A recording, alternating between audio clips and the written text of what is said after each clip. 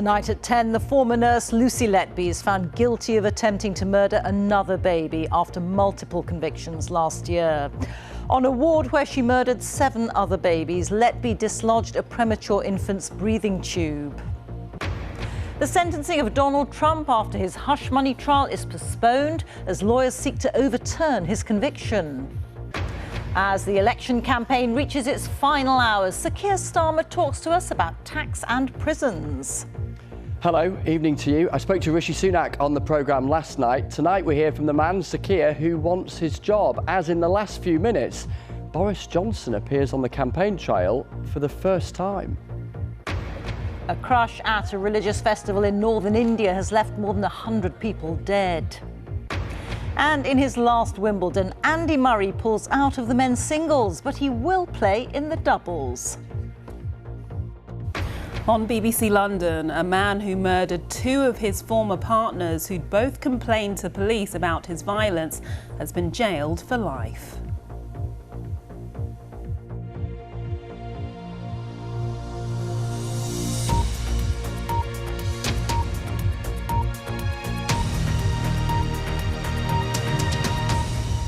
Good evening. The former nurse Lucy Letby has been found guilty of trying to kill a premature baby girl known as baby K following a retrial.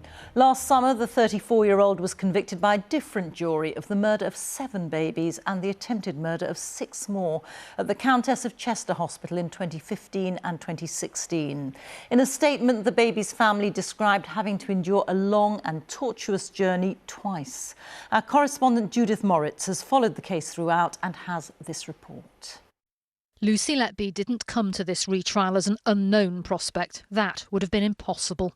Instead, the jury was told to take her status as a multiple murderer and attempted murderer into account as part of the evidence. Last year, Letby was convicted of murdering 7 babies and attempting to murder another 6. The jury couldn't decide whether she'd also tried to kill a premature girl known as baby K in February 2016. The charge was put before a new jury at retrial, and they have convicted her unanimously. The police gave this reaction on behalf of the baby's parents. We have had to go through a long, torturous and emotional journey twice. But this justice will not take away the extreme hurt, anger and distress that we've all had to experience. It also does not provide us with an explanation as to why these crimes have taken place. This consultant, Dr. Ravi Jairam, caught Letby virtually red-handed. He could see that the baby was in trouble and the nurse was standing by her doing nothing to help. This is the tube that is then passed through the baby's throat and down into the lungs. This video was shown to the court to demonstrate how babies are given breathing support by ventilator. Low pressure warning with no alert. Lucy Letby had dislodged baby K's throat tube and the monitor alarm was silenced. It's a technique that the prosecution expert at Letby's first trial, Dr. Dowie Evans, believes she used on further occasions too. I reviewed a number of cases other than the one in this trial and found a number of cases where the breathing tube had been displaced, going back at least a year prior to the first fatality. You think that this was what she started doing as perhaps the easiest way of harming babies before moving on to other techniques? So. I think that she could well have started off by displacing breathing tubes. I think she then moved on to injecting stomachs with lots of milk and air. Letby's already serving 14 whole life terms, so the extra conviction won't increase her actual jail time. Why have a retrial? I don't know what was going through the minds of the prosecutors in this case, but in previous cases where somebody's been convicted of a homicide and been given a significant sentence, it would take a lot for me to then retry them for something else that wouldn't necessarily add to their sentence. However, children being harmed, losing their lives, in this case, I can understand why it was significant enough for them to say, we will pursue this case. Lucy Letby told the court she wasn't guilty of the crimes she's been convicted of. She'll be sentenced on Friday. Judith Moritz, BBC News, Manchester. Donald Trump's sentencing in his hush money trial has been postponed until September. His legal team asked for his conviction to be overturned after the Supreme Court ruling yesterday that former presidents had partial immunity for official acts that took place during their time in office. Sarah Smith, our North America editor, is in Washington for us now. And Sarah, the first time this of the impact of that Supreme Court judgment? Yeah, and it shows you just how far-ranging that could be. We already knew that it was likely to impact the 3 criminal cases that Donald Trump is still facing. And now we discover that the judge in the New York case is prepared to at least consider setting aside the guilty verdict there.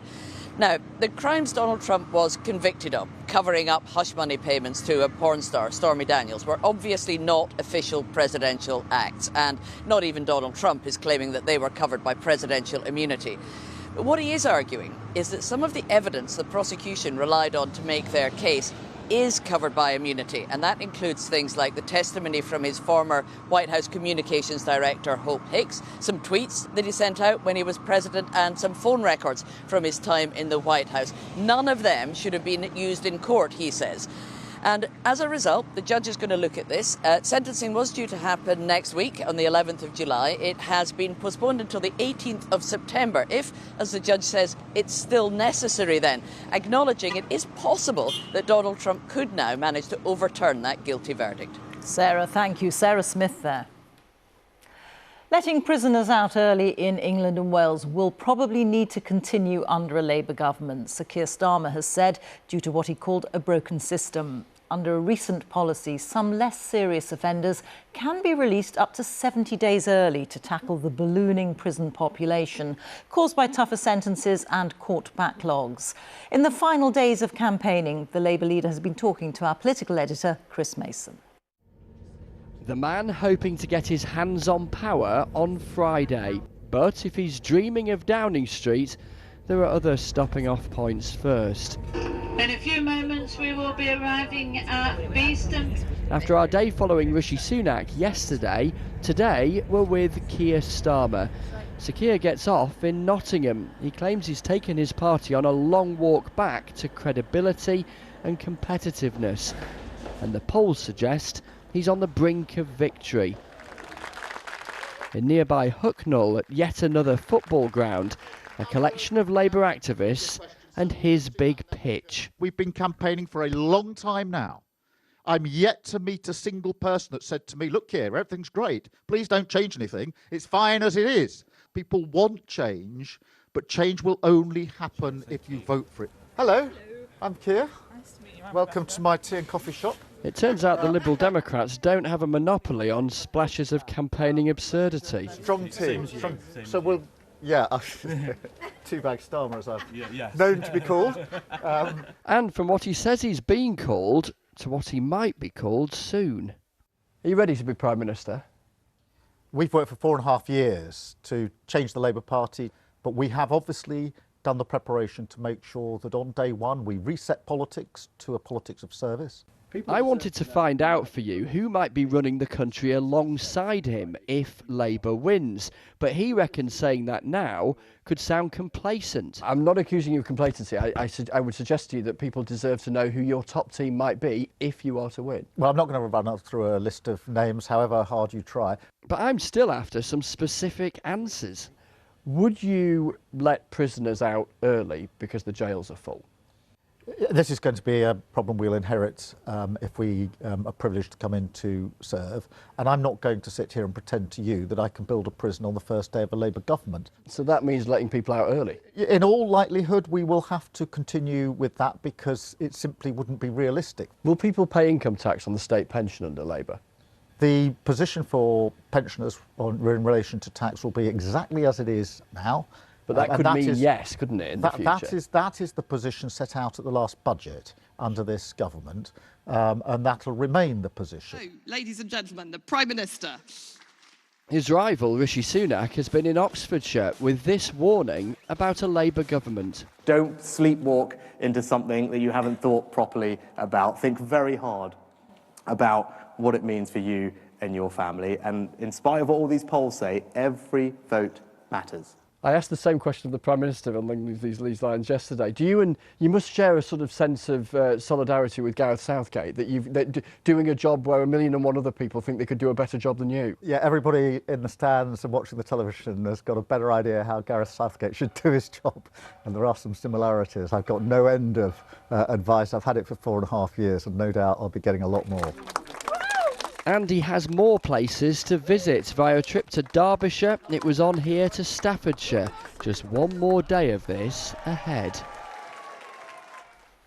And Chris is here with me. So that's the Labour leader, Chris. Tonight, 2 senior Tories have also intervened in the campaign. Yeah, firstly, the guy that won the last general election for the Conservatives, Boris Johnson, who we haven't seen a peep from in the entire campaign, save for the words that he writes every weekend in the Daily Mail. The Conservatives have had a rally, which you can see here in central London tonight, and there he is at the lectern, like Back to the Future. Let's have a listen to what he had to say. If you want to protect our democracy and our economy and keep this country strong abroad by spending 2.5% of our GDP on defence, which Labour still refuses to commit to, then you know what to do, don't you, everybody? Yeah. There's only one thing to do. Vote Conservative on Thursday, my friends. Now, Labour would say that they, on that particular point about defence spending, that they will try to spend 2.5% of national income on defence when it is affordable, when they think they can hit that target. Very striking seeing Boris Johnson there. It's a reminder of how much has changed in politics very, very quickly, the prime ministerial churn that there's been, and how much the Conservatives have changed, and the contrasting characters of Boris Johnson and Rishi Sunak. You mentioned another Conservative who has intervened tonight, Suella Braverman, former Home Secretary, writing in the Daily Telegraph. Really striking language from her. She says one needs to read the writing on the wall. She's talking about, as she sees it, the prospect of Conservative defeat. It is over, and we need to prepare for the reality and frustration of opposition. She says the Conservative vote is evaporating from left and right. We're hemorrhaging votes largely to reform. She then says our voters are crying out for inspiration. I wonder who she might be referring to. They want a party that is unapologetically fighting for the best of our country and that celebrates our past and fights for a future. We need a searingly honest post-match analysis. There will be some Conservatives hearing those words tonight who say the match is still going on, the election is still a couple of days away, and will conclude that this is the start of a, if not directly for her, a pitch for the leadership, then the argument that many Conservatives anticipate is about to begin, if indeed they do lose on Thursday. OK, thank you very much. Chris Mason, of course, thank you. Well, meanwhile, a second Reform UK candidate has suspended her campaign and defected to the Conservatives. Georgie David, who is running in West Ham and Beckton in London, said the vast majority of Reform's candidates were racist, misogynist and bigoted. A Reform spokesman said they strongly disagreed with her comments. And the full list of candidates standing in West Ham and Beckton is on your screen now. And the list for all the constituencies being contested are available on the BBC website. The Liberal Democrats have been back out in southwest England, where they hope to retake a clutch of seats. In another one of his signature campaign stunts in Taunton in Somerset, the leader, Sir Ed Davey, used a giant orange domino to topple some blue ones to represent the so-called blue wall of Tory seats he hopes to demolish in the southwest. In the West Country and across the home counties and rural Britain, people know it's only the Liberal Democrats who can beat the Conservatives. So, yes, we had some fun with the dominoes, but there's a serious point. If you want to get rid of the Conservatives, what could be a once-in-a-century election to change the political geography of our country? So we do put health and social care at the top. We do deal with the sewage scandal. We get our economy back on track. People should vote Liberal Democrat. And the Scottish Nationalist Party leader, John Swinney, has also been on the campaign trail, this time in the hills of Aviemore, rallying party activists. Mr Swinney claimed that although the election was effectively over in England, Scottish candidates still have everything to play for. And people in Scotland have got to decide whether they want Cyber MPs who will just do what they're told by Keir Starma, or whether they want SNP MPs who will put the interests of Scotland first, who will rail against austerity and the spending cuts the Labour Party is going to carry on, where the Tories have left off. And if you want more on the election, then Newsnight's where you should go. Here's Victoria Derbyshire. Hi Rita, yes, we will take stock of Boris Johnson's last-minute intervention tonight at a Conservative rally. Can it make a difference on the eve of the last full day of campaigning when millions of you are still undecided about how you're going to vote? Who are the undecideds and what difference could they make to the result? We'll have all the details live on Newsnight, BBC Two and iPlayer at 10:30. See you then. Thank you, Victoria. At least 116 people have died in a crash at a religious event in northern India. Thousands had gathered to hear a sermon by a religious preacher in a village in the district of Hathras in the state of Uttar Pradesh. A large number of people are also being treated in hospital for their injuries, and there are fears that the number of casualties might rise. The victims are still being identified. Well, our correspondent Anbarasan Ethirajan is in the city of Aligarh for us now. There are terrible scenes, Anbarasan. What more do we know about what happened? This is one of the health centers where dozens of people have been admitted with injuries, and also many of those killed, the dead bodies, have been kept in the mortuary. Along the corridor, dozens of relatives are still waiting for information about, they want to know what happened to their loved ones. Earlier in the day, tens of thousands of people had gathered in a village about 35 kilometers from here to hear a religious preacher, a Hindu religious preacher. And the officials here say they had given permission for about 80,000 people, but then more people had gathered around this village. And then no one knows exactly how this crush started. People say it was overcrowding, and some say people are waiting to get the blessings of this preacher when this trampling happened. And dozens of people had been killed. Now the local officials are saying that the casualty figure might go up. More than 108 women were killed. Almost all of them were women devotees who came to listen to this preacher. Now, this raises questions about crowd control and safety measures, and this is not the first incident of this kind in India. We had previous incidents where hundreds of people had been killed in crush like this, and this is also a reminder for authorities here in the state of Uttar Pradesh to look into what really happened and how far they can improve safety standards in these religious gatherings. And Barasan, thank you. The Hungarian Prime Minister Viktor Orban has held talks with President Zelensky on his first visit to Ukraine since the Russian invasion. Hungary shares a border with Ukraine, and this visit by Europe's most pro-Russia leader came just a day after Hungary assumed the European Union's rotating presidency. Our security correspondent Gordon Carrera reports now from Kiev. Ukraine's leader is used to receiving high-profile visitors, but today was different. His guest, Viktor Orban, Hungary's Prime Minister. Inside there was eventually another handshake, but the smiles looked forced. Orban has been a thorn in Zelensky's side, his most high-profile critic within the European Union, and one who's just assumed the rotating presidency of the European Council for the next 6 months. This was Orban's first visit to Ukraine in 12 years. But over that time, he's met Vladimir Putin repeatedly, including becoming the first European leader to do so after Russia's 2022 invasion of Ukraine. And Hungary has slowed down aid from Europe, going to support Ukraine's fight back. When today's meeting finished, Orban and Zelensky did appear before the press, but they made statements and took no questions. It's very important that Europe's support for Ukraine remains at a sufficient level, in particular our defense against Russian terror. But Hungary's leader said he favoured moving towards a ceasefire.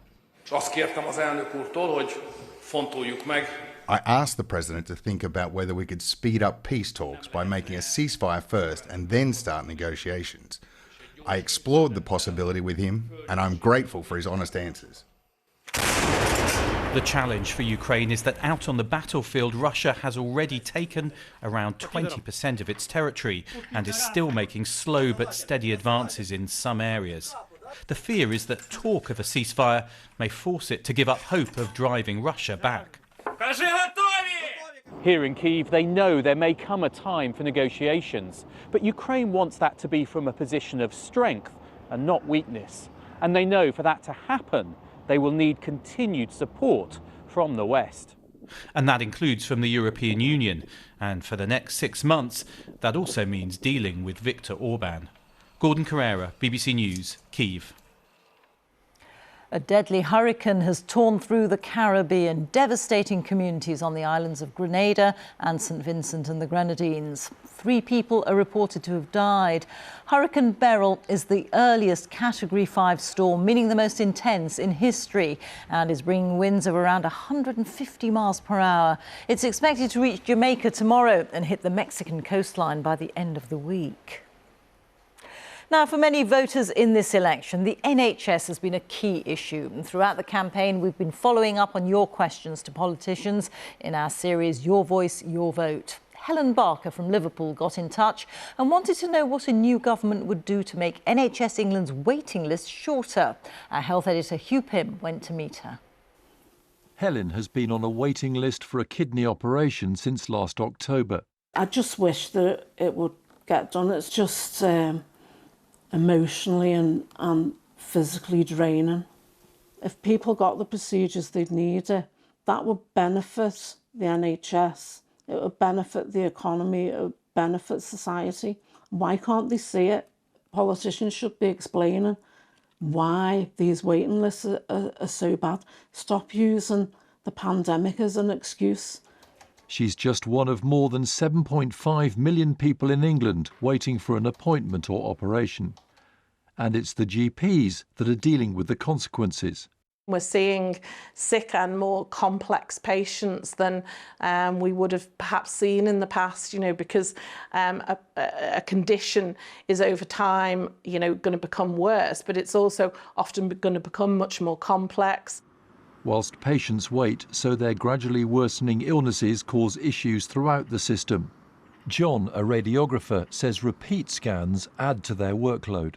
It can be really frustrating for a patient when they might have had a scan, been told they're ready for their operation for a year, 18 months later, to come back and say you have to have all these tests done again because things have changed in your disease or that need to mean that the scans or tests need to be repeated, and that just adds even more to the backlog. And Hugh is with me. What do the main parties have to offer on this, Hugh? Well, Rita, we've seen how this very long waiting list in England affects different bits of the NHS, including patients like Helen, and her question simply is, what will the next government do about it?